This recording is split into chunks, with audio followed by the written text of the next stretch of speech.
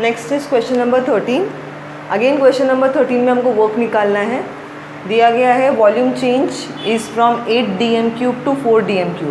dm³ is nothing but unit for litre, dm³ is equal to litre and external pressure is given to be 43 bar. You have to find out the work and हमको ये भी बताना है कि work का जो energy flow है वो कहाँ से कहाँ होगा। Will it be inside into system और will work energy flow out of the system. Means indirectly तुमको ये पूछा गया है कि work will be done on the system और work will be done by the system, तुमको ये पूछा गया। तो उसके पहले हमको पहले वर्क निकालना होगा, तो हम वर्क निकालते हैं। अगेन तुमको एक्सटर्नल प्रेशर दिया गया, initial volume and final volume दिया गया है। सो फॉर्मूला हम जो यूज़ करेंगे that is work is equal to minus P external V2 minus V1, हमको ये फॉर्मूला यूज़ करना है। हमारे पास सब क्वांटिटीज़ है ऑलरेडी, हम सब्स्टिट्यूट कर सकते हैं, लेकिन उसके पहले हमको यूनिट को चेक करना है। Units are not given in SI unit के टर्म्स में नहीं दिए गए। पहला हमारा काम होगा उसको SI यूनिट में कन्वर्ट करना। Now 1 dm is 10⁻⁻1 metre, therefore 1 dm³ is 10⁻³ metre cube. This is the conversion factor. 1 dm³ is 10⁻³ metre cube. So अभी हम कन्वर्ट करेंगे इसको यूज़ करके। So instead of dm³ I write down 10⁻³ metre cube. So 8 × 10⁻³ metre cube. Similarly यहाँ पे भी 4 × 10⁻³ metre cube. Next about the pressure. Pressure दिया गया है बार में। Bar is approximately equal to atmosphere. कुछ 0.98 का कन्वर्जन फैक्टर है, but we'll take it as approximately as 1. So 1 bar is equivalent to 1 atmosphere. But atmosphere is again not the SI unit, तो हमको convert करना पड़ेगा. So or you can say 1 bar is equal to approximately 1 × 10⁵ Pascal. Pascal is nothing but Newton per meter square. So 1 bar is 1 × 10⁵ Pascal, that is Pascal is nothing but Newton per meter square. ठीक है, तो हमको ये values यहाँ पे put करनी है and हमको बाद में सॉल्व करना है। अब हम पुट करते हैं -43 × 10⁵, ओके, ब्रैकेट में V2 is 4 × 10⁻³ minus 8 × 10⁻³। 4 - 8 is -4, 10⁻³ common में आएगा। So negative 43 × 10⁵, here it will be -4 × 10⁻³ negative negative, your answer will be positive 43 × 4 × 10⁵ -3 is 2. Okay, that is positive 43 × 4 × 10⁵2. If you multiply this, you'll get the answer as 172. I write down over here, positive में 172 × 10⁻² joule. अगर मुझे इसको kilo joule में लिखना है तो it will be 17.2 kilo joule. This is the work. Okay, 17.2 kilo joule. तो हमारा एक काम तो हो गया, हमने वर्क निकाल लिया। अब हमको बताना है कि work is done on the system और work is done by the system. Now by sign convention, जब वर्क पॉजिटिव आता है, when work is positive, work is done on the system, okay, and when the work is negative we say that work is done by the system. So यहाँ पे work is done on the system, इसका मतलब जो energy flow है it will be inside the system, वो surrounding से system के अंदर जाएगा। Next is question number 14। अभी इस क्वेश्चन में 2 सेक्शन है, A एंड B, तो मैं सिर्फ A पार्ट सॉल्व करवा रही हूँ, B आपको खुद से करना है ना। गिवन क्वेश्चन में पूछा गया what is the work done. एक केमिकल इक्वेशन भी दी गई है, इस केमिकल इक्वेशन के लिए आपको वर्क निकालना है, बट अमाउंट स्पेसिफाई किया गया है। तुमको निकालना है work for reaction of 1 mole of HCl, लेकिन इक्वेशन में जो दिया गया है स्टोइकियोमेट्रिक कोएफिशिएंट वो 4 है। मीन्स इस रिएक्शन के according 4 moles of HCl are being used, but हमको जो वर्क निकालना है वो सिर्फ reaction of 1 mole of HCl के लिए निकालना है। Temperature is given to be 200 degree Celsius, that is 473 kelvin. ना अगेन जब भी केमिकल रिएक्शन से वर्क निकालना होता है तो हमारे पास एक ही formula, that is -ΔNRT। Okay, R is constant, that is 8.314। Temperature already question में दिया गया है, हमारा काम है सिर्फ और सिर्फ डेल्टा निकालना। वो एक बार मिल गया, फॉर्मूला में पुट करेंगे एंड वेट द आंसर। अब डेल्टा एन निकालने के पहले आपको स्टोइकियोमेट्रिक कोएफिशिएंट में चेंजेस लाने होंगे एज पर द रिक्वायरमेंट। हमारी रिक्वायरमेंट है I want only 1 mole of HCl, but in equation I have 4 mole of HCl। सो इसको 1 मोल करने के लिए मुझे इस इक्वेशन को डिवाइड करना पड़ेगा by 4, correct, in order to make number of mole of HCl as 1। So मुझे इस इक्वेशन को डिवाइड करना पड़ेगा by 4। So divide the entire equation by 4, ठीक है। अगर आप इसको 4 से डिवाइड करते हो, सो यहाँ पे हम 4 से डिवाइड करेंगे। सो अगर आपने यहाँ पे 4 से डिवाइड किया, you will be left with equation like this,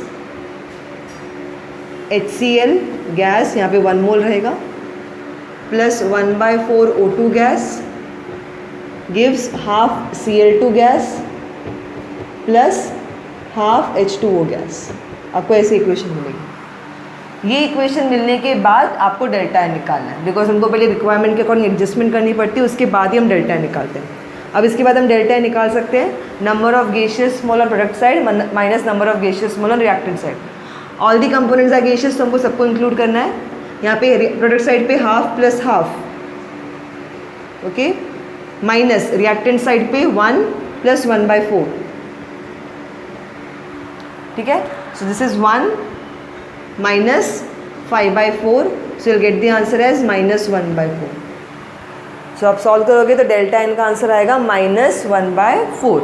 अभी डेल्टा एन का वैल्यू मिल चुका है, अब हमको उसे फॉर्मूला में पुट करना है।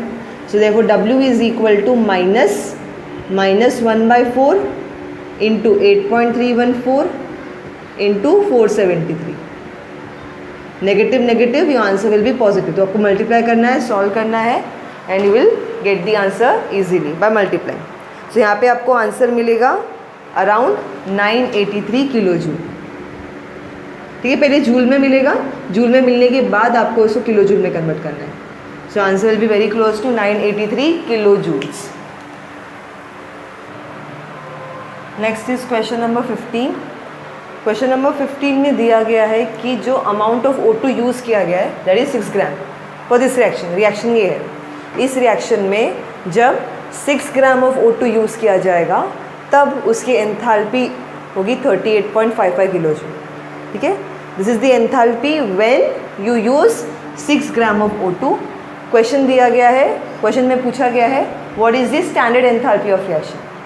ना स्टैंडर्ड एंथैल्पी मतलब इस रिएक्शन के लिए when I want to calculate standard enthalpy it is with respect to 1 mole of O2, because अगर रिएक्शन को देखने जाओगे बैलेंस रिएक्शन को, बैलेंस रिएक्शन में O2 का अमाउंट है 1। सो अगर मुझे स्टैंडर्ड एंथैल्पी पूछा गया है, इसका मतलब कि अगर मैंने 1 मोल ऑफ O2 यूज़ किया तब कितना एंथैल्पी आएगा, that is nothing but the standard enthalpy of reaction. पर तुमको जो दिया गया है एंथैल्पी वो दिया गया है 6 ग्राम के लिए दिया है, ठीक है। तो अभी हम यहाँ पे करते हैं। So for 6 gram of O2 enthalpy change is given to be 38.55 kilojule, okay, but I want to calculate therefore for 1 mole of O2 मुझे किसके लिए निकालना है, 1 मोल के लिए, बिकॉज बैलेंस केमिकल इक्वेशन में amount of O2 should be 1 mole. So for 1 mole of O2 मुझे निकालना है एंथैल्पी चेंज कितना होगा, एंड ये अननोन वैल्यू ही क्या है, स्टैंडर्ड एंथैल्पी ऑफ रिएक्शन है। तो इसके अकॉर्डिंग ये जो स्टैंडर्ड एंथैल्पी ऑफ रिएक्शन है वो हम कैसे निकालेंगे। 1 मोल का मतलब कितना मास होता है ऑक्सीजन के लिए, that is 32 gram. 1 mole is nothing but 32 ग्राम। सो ऐसे देखो 6 ग्राम के लिए 38.55 किलो जूल, तो 32 ग्राम्स के लिए कितना वैल्यू होगा, तो वही होगा तुम्हारा स्टैंडर्ड एंथैल्पी ऑफ रिएक्शन। तो वो कैसे निकालेंगे, अभी वही 32/6 रेशियो के रिलेशनशिप से 32/6 is equal to unknown value divide by this. So cross multiply करोगे you get the answer as this, ठीक है। अब तुमको सिर्फ मल्टीप्लाई करना है एंड सॉल्व करना है, you will get the answer around 205.6 kilo joule, ठीक है। सिर्फ सिंपल सा था, बैलेंस केमिकल इक्वेशन में जितना अमाउंट होता है उस अमाउंट के लिए अगर तुमने वैल्यू निकाली that is nothing but the standard enthalpy of the reaction, okay. तो 6 ग्राम के लिए इतना था, 1 मोल में 32 ग्राम के लिए हमने वैल्यू निकाली है। Next is question number 16। अभी ये क्वेश्चन हेस लॉ पे बेस्ड है। ये क्वेश्चन मैं कम्प्लीटली सॉल्व नहीं करा रही हूँ, तुमको सिर्फ मैं हिंट दे दूँगी कैसे कैसे सॉल्व करना है, बिकॉज साइज़ बोर्ड का साइज़ काफ़ी छोटा है, मुझे बार बार रब करना होगा। Sir just give you the hint. And Hess law पे हमने ऑलरेडी काफ़ी सारे क्वेश्चंस जब मैंने थ्योरी सिखाया था तब लिए थे, तो उसी तरह का क्वेश्चन है। इसमें सिर्फ क्या अलग है, क्या इंपॉर्टेंट है, तुमको वो देखना है। अभी यहाँ पे तुमको 3 इक्वेशंस दिए गए क्वेश्चन में, एंड सारी इक्वेशंस की enthalpy, standard enthalpy change the गई है, राइट साइड में इंडिकेट की गई है। यहाँ पे पूछा गया है, you have to find out the standard enthalpy of formation of methanol. Standard enthalpy of formation of methanol. जब भी हम हेस लॉ अप्लाई करते हैं, हमको एक इक्वेशन दी जाती है एंड हमको उस इक्वेशन का एंथैल्पी चेंज निकालना होता है based upon the enthalpy change of some of the reactions, उसका जो दिए गए होते हैं। ये तो गिवन रिएक्शंस है, लेकिन जिस रिएक्शन का मुझे एंथैल्पी चेंज निकालना है वो इक्वेशन तुमको क्वेश्चन में नहीं दी गई है। तो हमारा यहाँ पे पहला काम है, जिस रिएक्शन का मुझे एंथैल्पी चेंज निकालना है उस रिएक्शन का पहले मुझे इक्वेशन चाहिए। तो वहाँ पे वो इक्वेशन दिया नहीं गया, तो हमको वो इक्वेशन बना के लिखना पड़ेगा। अब उसके लिए हिंट क्या दी गई है, किसके लिए निकालना है तुमको? Formation of methanol, means you have to form methanol. So यहाँ पे हमने सीखा है कि फॉर्मेशन का इक्वेशन कैसे लिखा जाता है। तो वापस तुमको बता रही हूँ कैसे फॉर्मेशन का इक्वेशन कैसे लिखते हैं। फॉर्म कौन हो रहा है? मिथेनॉल, तो वो आएगा राइट साइड पे। अंडरस्टैंड प्रॉपर्ली, जो भी फॉर्म हो रहा है वो हम लिखते हैं राइट साइड पे। मुझे मिथेनॉल का फॉर्मेशन इक्वेशन चाहिए, तो जो भी फॉर्म होता है उसका अमाउंट हमेशा 1 मोल रहेगा, उसके स्टोइकियोमेट्री को हम चेंज नहीं कर सकते। सो मिथेनॉल फॉर्म हो रहा है तो वो राइट साइड में लिखा गया है, उसका अमाउंट 1 मोल फिक्स, ये कभी चेंज नहीं होगा। ठीक है, जो भी कंपोनेंट फॉर्म करते हो वो कौन कौन से एलिमेंट से बना हुआ है ना। यहाँ पे कार्बन है, हाइड्रोजन है और ऑक्सीजन है। सो यहाँ पे हम लिखेंगे कार्बन, हाइड्रोजन एंड ऑक्सीजन। ठीक है, एक और इम्पॉर्टेंट बात क्या है फॉर्मेशन की, जो भी चीज़ फॉर्म होती है वो जिस एलिमेंट से फॉर्म होती है that elements must be present in their standard state. Now carbon exist as carbon solid, या भी तुम्हारी इक्वेशन दो कार्बन ग्राफाइट लिया गया है, सो हम यहाँ पे ग्राफाइट लिखेंगे। So carbon in standard state exist as carbon graphite. ठीक है, hydrogen in standard state exist as H2 gas and oxygen in standard state exist as O2 gas. ठीक है, तो हमने लिख दिया elements in the standard state. उसके बाद में आपको बैलेंस करना है, तो हम बैलेंस करेंगे, लेकिन हम इसको डिस्टर्ब बिल्कुल नहीं करेंगे। यहाँ पे देखो राइट साइड में सिर्फ एक कार्बन है, लेफ्ट साइड में भी एक ही कार्बन है, तो ये ऑलरेडी बैलेंस है। नाउ विल बैलेंस हाइड्रोजन, 3 + 1, यहाँ पे 4 हाइड्रोजन है, पर यहाँ पे सिर्फ देखो H2 means there is only 2 hydrogen. So balance करने के लिए यहाँ पे हम 2 से मल्टीप्लाई करेंगे। नेक्स्ट विल सी ऑक्सीजन, यहाँ पे राइट साइड में सिर्फ एक ऑक्सीजन है, लेफ्ट साइड में there are 2 oxygen atoms. So balance करने के लिए मल्टीप्लाई बाय हाफ। ओके, तो this is your required equation जिसका तुमको एंथैल्पी चेंज निकालना है। ठीक है, तो पहले हमने क्या किया, पहले हमने जिस रिएक्शन का हमको एंथैल्पी चेंज निकालना है उसका हमने इक्वेशन लिखा। कभी कभी ये इक्वेशन ऑलरेडी क्वेश्चन में दिया होता है, लेकिन अगर नहीं दिया होता है तुमको बनाना पड़ेगा, बिकॉज ये फॉर्मेशन का तो हमने इसको बना लिया। ठीक है, तो ये करने के बाद अभी हमको इसका एंथैल्पी चेंज निकालना है, ये हमारा एम है।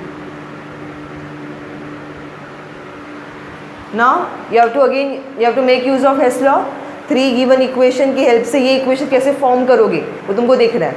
कैसे स्टार्ट करते देखो, हमको चाहिए methanol on right hand side. What are the requirements here? Required equation में से राइट साइड पे होना चाहिए 1 mole of methanol, left side पे होना चाहिए 1 carbon graphite, 2 H2 gas and half O2 gas. ये मेरे रिक्वायरमेंट्स हैं। अब ये 3 इक्वेशन को हम ऑब्जर्व करते हैं। मेरा एम है मिथेनॉल राइट साइड पे 1 मोल। यहाँ पे देखो मिथेनॉल कहाँ पे आ रहा है, मिथेनॉल सिर्फ एक ही इक्वेशन में आ रहा है, दैट इज इक्वेशन नंबर 1। हम इसको लेबल कर देते हैं first equation, second equation and third equation. So methanol सिर्फ फर्स्ट इक्वेशन में आता है, पर वो लेफ्ट साइड में आ रहा है। अमाउंट तो 1 मोल ही, ये भी 1 मोल है, ये भी 1 मोल, लेकिन ये लेफ्ट साइड पे आ रहा है, पर मुझे चाहिए राइट साइड पे। तो हमें यहाँ पे क्या ऑपरेशन करना होगा, we need to reverse. So reverse equation 1। तो ये हो गया इक्वेशन 1 का ऑपरेशन। मुझे और कुछ नहीं करना है, बिकॉज अगर मैंने कुछ भी किया तो इसका स्टोइकियोमेट्री डिस्टर्ब हो जाएगा। तो मुझे कोई नंबर मल्टीप्लाई नहीं करना है, कुछ भी डिवाइड नहीं करना है, बिकॉज इससे इसका स्टोइकियोमेट्री डिस्टर्ब हो जाएगा। ये मुझे 1 मोल ही चाहिए, तो मुझे सिर्फ यहाँ पे इसको रिवर्स करना होगा। नेक्स्ट अभी हम देखते हैं, देखो कार्बन के लिए कार्बन ग्राफाइट कहाँ पे है, सिर्फ सेकेंड इक्वेशन में। हमेशा ऐसे कंपोनेंट चूज़ करो जो सिर्फ एक ही इक्वेशन में कहीं ना कहीं आएंगे, 2 से ज़्यादा पे आएंगे तो थोड़ी डिफिकल्टी हो जाती है। तो कार्बन ग्राफाइट में देखो कि सिर्फ एक ही इक्वेशन में आता है, सेकेंड इक्वेशन में। इसका अमाउंट देखो यहाँ पे भी 1 मोल है, और मुझे रिक्वायर्ड कितना है, वो मुझे रिक्वायर्ड भी 1 मोल ही है। तो स्टोइकियोमेट्री में कोई प्रॉब्लम नहीं है। कार्बन ग्राफाइट लेफ्ट साइड पे चाहिए, यहाँ पे देखो कार्बन ग्राफाइट लेफ्ट साइड में ही है, तो मुझे इसको कुछ भी नहीं करना है, no changes, no changes in equation number 2। Okay, next देखो, अभी आपको करना है इक्वेशन, अभी ये रिक्वायरमेंट है H2 gas and O2 gas की। O2 गैस अगर तुम देखोगे, देखो O2 गैस 3 जगह पे आ रहा है, यहाँ पे भी O2 है, यहाँ पे भी O2 है, यहाँ पे भी O2 है। तो मैं इसको पहले देखती नहीं हूँ, मैं ऐसा कंपोनेंट चूज़ करने की कोशिश कर रही हूँ जो रिएक्शन में सिर्फ एक ही बार आता है। जब तुम देख सकते हो, देखो H2 सिर्फ एक ही जगह पे आ रहा है, देखो थर्ड इक्वेशन में, तो मैं इसको इसके अकॉर्डिंग एडजस्टमेंट करती हूँ। यहाँ पे रिक्वायर्ड इक्वेशन में H2 गैस का अमाउंट 2 मोल होना चाहिए, पर इक्वेशन नंबर 3 में H2 का मोल तो कितना है, 1 मोल ही है। सो मुझे कितना चाहिए, 2 मोल। सो मुझे इसको मल्टीप्लाई करना पड़ेगा by 2, multiply by 2 entirely. And H2 मुझे चाहिए लेफ्ट साइड पे, एंड यहाँ पे देखो H2 लेफ्ट साइड पे ही है, तो मुझे यहाँ पे सिर्फ एक ही काम करना है, that is multiply this equation by 2। सो मेरे सारे इक्वेशन में क्या क्या चेंजेस करने हैं मुझे पता चल चुके हैं। हमने O2 के लिए नहीं देखा, लेकिन जब तुम ये ऑपरेशंस करोगे एंड उसको ऐड करोगे, ऑटोमेटिकली O2 अपने आप बैलेंस हो जाएगा। सो यहाँ पे तुमको O2 की टेंशन की ज़रूरत नहीं है, O2 will get balance already, because हमने ये 3 को बैलेंस कर दिया। ठीक है, अभी तुम ये सब चीज़ें यहाँ पे अप्लाई करोगे, ये बन जाएगा रिएक्टेंट, ये बन जाएगा प्रोडक्ट। ठीक है, रिवर्स कर दोगे, यहाँ पे कोई भी चेंजेस नहीं करना है, इसको ऐसे एज इट इज़ लिखना है। एंड थर्ड इक्वेशन में स्टोइकियोमेट्रिक कोएफिशिएंट को 2 से मल्टीप्लाई करना है, यहाँ पे 2 से मल्टीप्लाई करोगे, इधर भी 2 से मल्टीप्लाई करोगे, इधर भी 2 से मल्टीप्लाई करोगे, सब जगह पे 2 से मल्टीप्लाई करोगे। ठीक है, अभी यहाँ पे इंपॉर्टेंट बात क्या है, जो भी ऑपरेशन आप इक्वेशन पे करते हो वही ऑपरेशन एंथैल्पी चेंज पे होता है। जैसे अगर मैंने इसको रिवर्स किया है, फर्स्ट इक्वेशन को अगर आप रिवर्स करते हो, means product become reactant, reactant becomes product. Reverse करने के टाइम पे जो भी साइन होता है इट विल गेट चेंज। तो जब आप रिवर्स ऑपरेशन कर दोगे, डेल्टा H0 का वैल्यू तुमको ये सेम लिखना नहीं है, तुम क्या करोगे, सिर्फ instead of -726 you will write down +726 kilo joule, because you have reverse the reaction. Okay, second equation में कुछ भी चेंजेस नहीं किया गया है, तो इसको हम सेम ऐसे यही लिखेंगे, इसको कोई भी चेंजेस नहीं करेंगे। थर्ड इक्वेशन में हमने इक्वेशन को मल्टीप्लाई किया है 2 से। सो अगर मैंने सारे स्टोइकियोमेट्रिक कोएफिशिएंट को 2 से मल्टीप्लाई किया है, तो एंथैल्पी चेंज को भी मुझे 2 से मल्टीप्लाई करना होगा। ठीक है, so your new enthalpy change will be 2 × -286 kilo joule. Okay, so ये सब चेंजेस करने के बाद ये आपको लिखना है, बताना है, reverse equation 1 and multiply equation 3 by 2 and add all the 3 equation. तुमको स्टेप बतानी है, so I write down here, reverse equation 1, multiply equation 3 by 2 and add all the equations. All the equation मतलब क्या, 1, 2 एंड 3 तीनों को add करना है बाद में। तो आपको ये ऑपरेशंस करने हैं। नेक्स्ट स्टेप में नीचे ऑपरेशंस करोगे, रिवर्स करोगे, यहाँ पे कुछ नहीं करोगे, यहाँ पे ऐसे ऐसे रखोगे, मल्टीप्लाई बाय 2 करोगे, सबको ऐड करोगे, रिएक्टेंट्स ऐड होंगे, प्रोडक्ट्स ऐड होंगे, finally will get this equation. तुम ऑब्जर्व करोगे, ये सब करने के बाद अगर तुमने सबको ऐड किया तुमको ये आंसर मिलेगा। ओके, सो अगर ये इक्वेशंस को ऐड करने पे ये रिएक्शन मिलती है, तो एंथैल्पी चेंजेस को ऐड करने पे तुमको ये एंथैल्पी चेंज ऑटोमेटिकली मिल जाएगा। New values, okay, not the previous values, new values. ये +726 -393 एंड 2 × -286, इन सबको ऐड करने पे you will get the enthalpy of the reaction. तो ये आपको खुद से करना है। Next I am going to solve question number 18। Question number 17 भी हेस लॉ के ऊपर ही है, तो वो आपको खुद से सॉल्व करना है। वहाँ पे ऑलरेडी जो रिक्वायर्ड इक्वेशन है दी गई है, आपको फॉर्म नहीं करनी है, तो it is easy question. I will move to question number 18। Now ये जो क्वेश्चन नंबर 18 में कुछ ऐसे टर्म्स है जो इस चैप्टर में कवर नहीं करवाए गए, लेकिन ऑलरेडी तुमने 11th स्टैंडर्ड में पढ़े हुए हैं, तो उसके बेसिस पे हमको इसको सॉल्व करना है। Now first you have to understand what is happening. हमको करना है 3 चीज़ें करनी है। इन 3 चीज़ों में जो भी हीट रिक्वायर्ड होती है हमको वो निकालना है, total heat required to perform step A, step B and step C. Now A में क्या करना है, देखो, we have to melt 180 gram of ice at 0 degree Celsius, means temperature is 0 degree Celsius, we have to change its phase, means from solid that is ice phase to liquid, melting means what, to liquid phase. तो temperature constant रहेगा, लेकिन उसका phase solid से liquid होगा, तो ये एक phase transition है। Okay, this is a phase transition. Next बोला गया है we have to heat it to 100 degree Celsius. एक बार तुम्हारा 180 ग्राम ऑफ आइस मेल्ट हो गया, लिक्विड फेज में आ गया, उसके बाद जब वो लिक्विड फेज में आएगा उस टाइम उसका टेम्परेचर 0 डिग्री ही रहेगा, I am writing only transformation. We have ice, it is melting to water. Ice का टेम्परेचर है 0 डिग्री सेल्सियस. जब वो मेल्ट हो जाएगा by phase transition, its temperature will be still 0 degree Celsius. सिर्फ फेज चेंज हुआ है, टेम्परेचर चेंज नहीं होता है. ये हमने डेफिनेशन में भी लिखा है, during phase transition there is no change in temperature. Now एक बार वो वाटर में कन्वर्ट हो गया, उसके बाद मुझे उसका टेम्परेचर इंक्रीज करना है. In this case the phase is same, liquid phase ही है.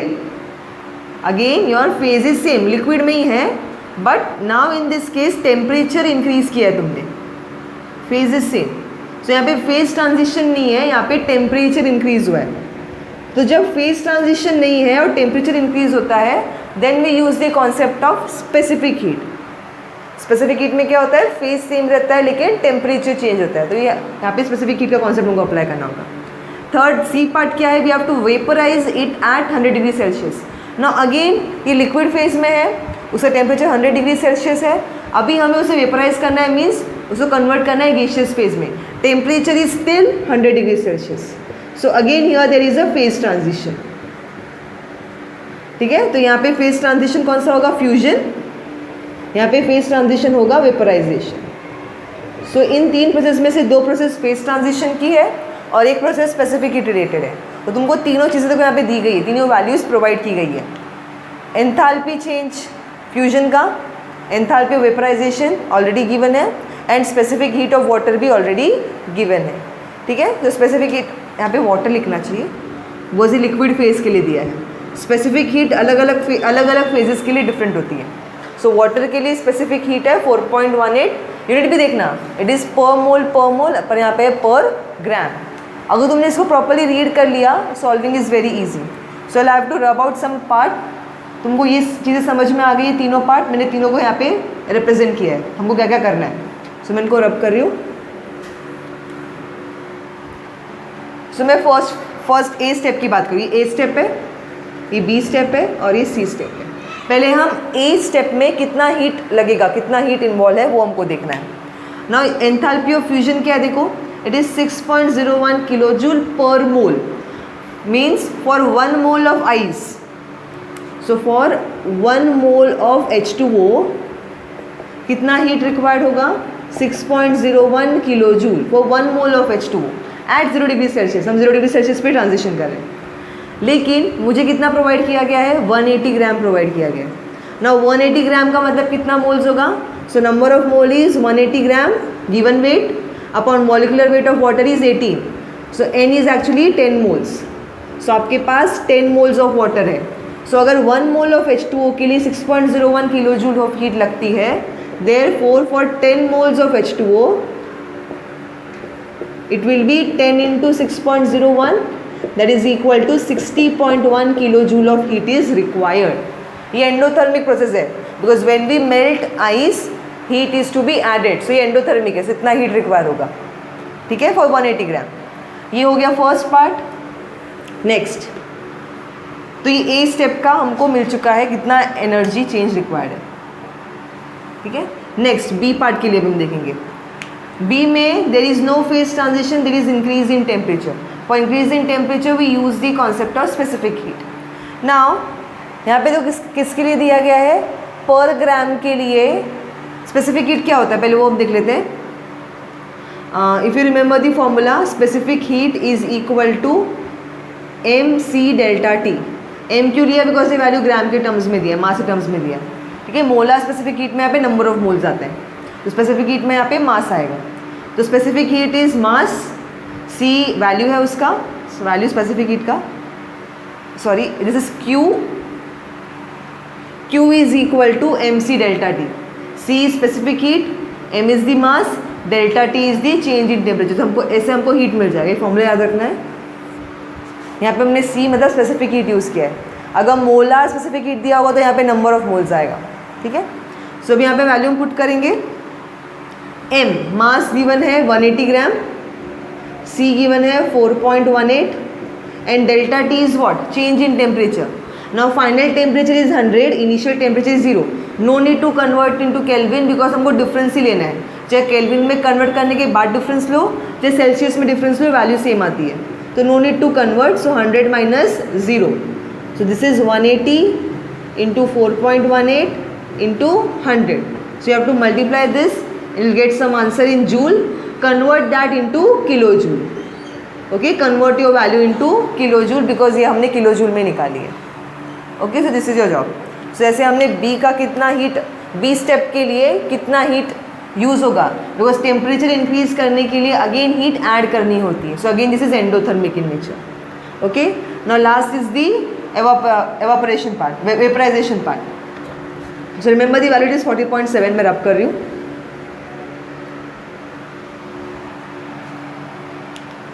Now see here, वैल्यू कितना था वेपराइजेशन के लिए 40.7 किलो जूल पर मोल एट 100 डिग्री सेल्सियस. हम वेपराइजेशन 100 डिग्री सेल्सियस पे ही कर रहे हैं, तो वहाँ पे तुमको दिया गया है सी पार्ट के लिए that for 1 mole of H2O heat required is 40.7 kilo joule. But मेरे पास कितने मोल्स हैं टोटल? 10 मोल्स हैं. Therefore for 10 moles of H2O heat required will be 10 into 40.7, that is 407 kilojoules. Okay, so ऐसे करके हमने individual steps में कितनी energy change required हो, कितनी हीट रिक्वायर्ड होगी वो हमने कैलकुलेट कर ली है. इसके बाद लास्ट स्टेप होगा टोटल हीट और energy required will be equal to all these values, this plus this plus this. Okay, so you need to solve this and get the answer. Next is question number 19. अच्छा question है, important question है. Now question में आपको enthalpy change दिया गया है इस reaction के लिए. ठीक है, so when ethylene reacts with H2 gas it gives you ethene, sorry ethane, it gives you ethane. So ethene, ethylene reacting with H2 gives you ethane. So ये रिएक्शन तुमको दी गई है एंड बोला गया है when you use 100 ml of ethylene and 100 ml of H2, in that case enthalpy change is minus 620 joule. If you use 100 ml each of ethylene and H2, in that case enthalpy change is minus 620 joule. You have to find out the pressure volume work and change in inter energy. अभी देखो यहाँ पे chemical equation दिया है और work निकालने को बोला है, तो हमारे माइंड में सबसे पहले इक्वेशन आता है माइनस डेल्टा NRT.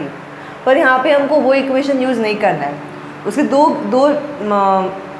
बिकॉज दो पॉइंट पे बेस्ड है. एक तो यहाँ पे तुमको नंबर ऑफ मोल्स नहीं दिया गया, यहाँ पे तुमको वॉल्यूम दिया गया. ठीक है, एंड डेल्टा NRT वाले फॉर्मूला में आपको नंबर ऑफ मोल की रिक्वायरमेंट होती है, तो वैसे ये सॉल्व नहीं कर सकते. सेकेंड, आपको टेम्परेचर पता होना चाहिए, पर इस इक्वेशन में टेम्परेचर भी नहीं दिया गया, इसलिए हम लोग माइनस डेल्टा NRT ये इक्वेशन से सॉल्व नहीं कर सकते.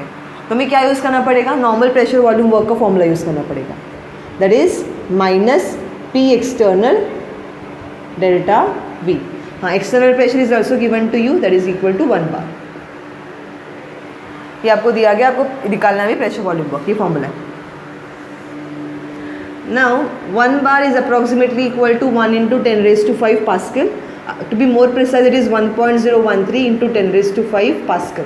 It is newton per metre square. Okay, now delta V is the volume change. Volume change means what? Final volume minus initial volume. or I can say it is volume of the product minus volume of the reactant. Clear? Because final stage is the product stage and initial stage is the reactant stage. So volume of the product minus volume of the reactant. Now जब भी gases combine होती है, rule के according gases always combine in equal ratios of their volume. It means जब यहाँ पे सबके सब components gaseous phase में, so when gases combine they combine in equal ratios of their volume. So यहाँ पे तुम देखो stoichiometric देखो 1:1:1. ओके, सो वॉल्यूम का स्टोइक्योमेट्री भी क्या होगा, वॉल्यूम का रेशियो भी क्या होगा 1:1:1. सो अगर मैंने यहाँ पे 100 ml लिया है, यहाँ पे भी 100 ml लिया है, सो 1:1 यहाँ पे कितना फॉर्म होगा, उसके अकॉर्डिंग 100 ml ही फॉर्म होगा, because gases always combine in equal ratio of volume. So ratio according to equation is 1:1:1, that is 100:100:100. तो प्रॉपर है ना, 1:1 के अकॉर्डिंग ही है. जिसका मतलब जब 100 ml ऑफ इथिलीन और 100 ml ऑफ H2 कंबाइन होंगे तो 100 ml ऑफ इथेन फॉर्म होगा.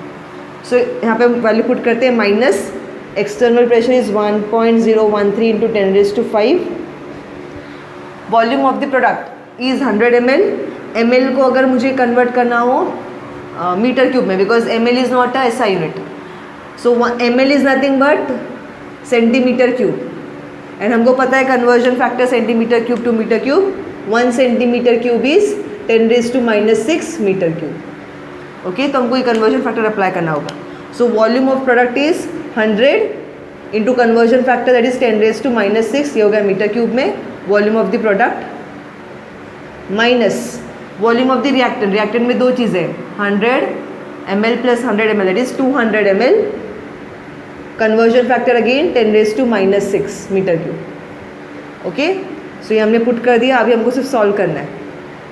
सो 100 minus 200 is minus 100 into 10⁻⁻⁶. So minus 1.013 into 10⁵ into minus 100 into 10⁻⁻⁶. अभी सिर्फ सॉल्व करना है. नेगेटिव नेगेटिव पॉजिटिव हो जाएगा. ओके, 10⁵ है, ये 10⁻⁻⁶ है, 100 है. यहाँ पे सारे पावर्स को आप ऐड करोगे, so you will get the answer as 10.13. You get the answer as 10.13 joule. Positive, negative negative it is positive. So answer for pressure volume work is 10.13 joule. Pressure volume work मिल गया. उसके बाद हमें निकालना है value of delta U. So I rub this.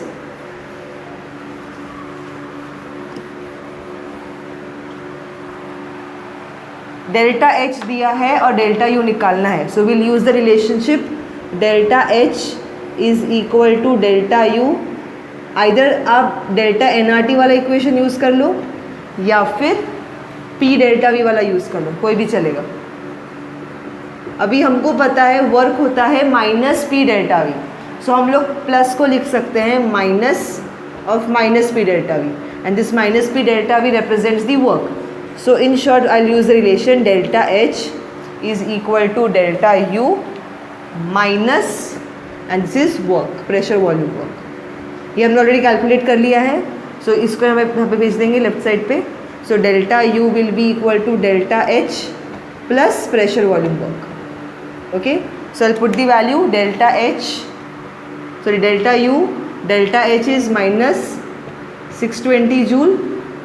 अभी हमने work निकाला दैट इज 10.13 जूल, दोनों जूल में ही थे. ठीक है, सो अभी इसको आप सॉल्व करोगे, सब्ट्रैक्शन करना पड़ेगा. So will get the answer as minus 609.9 joule approximately, minus 609.9 joule. This is your answer for delta U. Now question number 20 is very similar to question number 8. Okay, so it is very similar to question number 8. so वो आप खुद से solve कर सकते हो. And इस time जो bracket में आंसर दिया गया है वो करेक्ट है. ओके, हाँ, क्वेश्चन नंबर 8 में एक चीज़ रह गई थी. हमने वर्क तो निकाल लिया था, लेकिन वहाँ पे एक और चीज़ पूछा गया, state whether the work is done on the system और बाय द सिस्टम. ये पार्ट रह गया था. If you remember question number 8 में तुमको आंसर मिला था minus 15.35. In question number 8 you got the answer as work minus 15.35 kilo joule. तो वर्क का साइन नेगेटिव आ रहा है. साइन कन्वेंशन के अकॉर्डिंग अगर वर्क नेगेटिव आता है so work is done by the system. तो आपको ये भी लिखना होगा. Okay, this was the answer. 20 same as 8th one. So तुम सेम मेथड से सॉल्व कर सकते हो. सो यहाँ पे हमारे सारे एक्सरसाइज क्वेश्चंस कंप्लीट होते हैं.